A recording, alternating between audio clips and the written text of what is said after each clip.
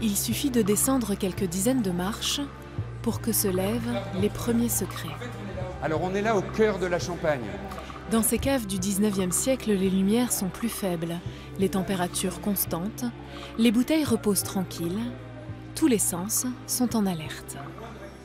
Donc là, on va faire un atelier autour du toucher. On va vous proposer de toucher à l'aveugle des matériaux qui sont à un moment ou à un autre en contact avec le chardonnay, de la vigne à la table.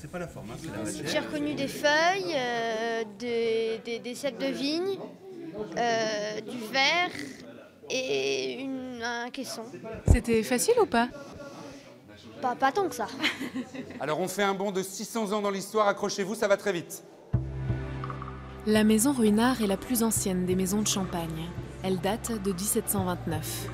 Avant cela, la famille de Nicolas de Ruinart vendait des étoffes, mais très vite le champagne s'impose comme seule activité.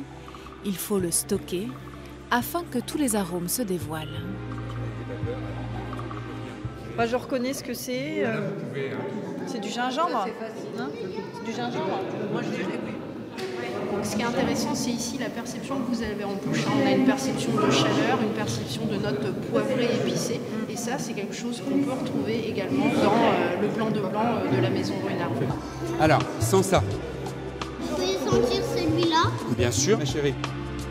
On a aussi cette particularité de faire guider nos visites par des guides non professionnels qui sont en fait des collaborateurs de nos maisons. Et du coup, ça crée des échanges extrêmement intéressants entre nos collaborateurs volontaires et puis le public qui est venu les rencontrer. Dans ces crayères du XIIIe siècle, la visite autour des 5 sens se poursuit jusqu'à se retrouver finalement immergée dans une coupe de champagne.